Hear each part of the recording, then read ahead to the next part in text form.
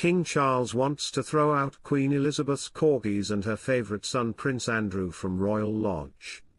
Amidst the reported feud between King Charles and his brother Prince Andrew over Royal Lodge, many have speculated that Prince William, second in the line of succession to the British throne, would take over the grand 30-room mansion.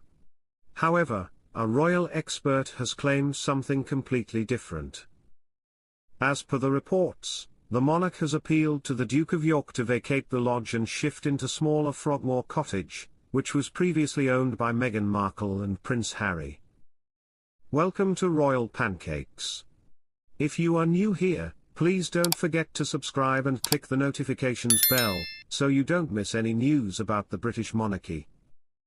In an interview with GBN America, royal commentator Lady Hervey appeared to back Prince Andrew, stating that Charles intends to set new rules by taking everything into his hands. Calling the Royal Lodge Andrew's house, the expert said that he has a lease on that house. They can't just take it away. Harvey highlighted during the interview that the monarch already owns many houses. They've got Windsor Castle. Why have a house that the Yorks have lived in for 20 years? Why do they have to keep going? Late Queen Elizabeth's beloved corgis were inherited by Prince Andrew and his ex-wife Sarah Ferguson, and they have been taking care of them since her passing. They have the Queen's corgis, why displace the corgis? And Prince Andrew, who was the favourite son. I just find it really quite disgusting, she mentioned. Questioning that what does Charles need another house for? She said he wants the Royal Lodge for Queen Camilla. Andrew, 64, holds Royal Lodge, which is his favourite lodge, on lease, but Charles has the purse strings. The Duke has been ignoring King Charles's direction to vacate the house. The King has reportedly threatened to cut ties with Andrew if he continues to stay in the £30 million house, where he has lived for over 20 years, since signing the lease in 2003. The monarch is now thinking about slashing fundings for his younger brother, especially his £3 million security bill. According to a royal source, the King's kindness has limits and Andrew has got a good option to move into Frogmore Cottage, which will provide him the benefit of being within the Windsor Castle security cordon, reducing the need for alternative round-the-clock security for Royal Lodge.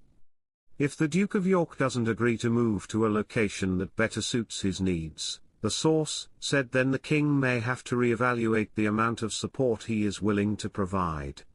When the King, then Prince of Wales, met his brother, the Duke of York, at Birk Hall in the weeks before their mother died in 2022, lunch was not on offer.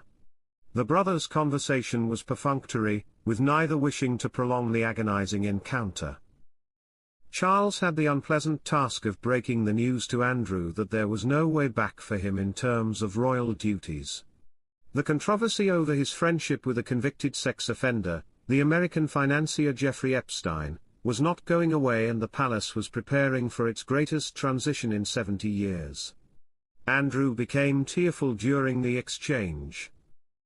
For the Duke, 64, there would be no more official duties, no horse riding at Trooping the Colour, no balcony appearances and no convivial Christmas dinners with the Grenadier Guards, the regiment of which he had been colonel. Despite serving in the Royal Navy during the Falklands conflict, he would later learn that he would be allowed to wear his uniform at his mother's vigil but not at her funeral. He remains a Knight of the Garter but is not permitted to take part in the annual public procession. His royal life, as he knew it, was over. However, if Charles thought that this might be an end to the sorry episode, then he was mistaken.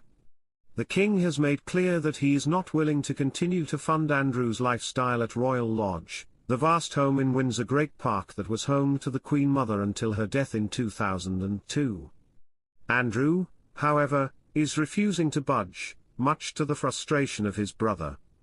Many fear the Duke is making a point of the matter even though he knows that there can never be a full rehabilitation back into the fold.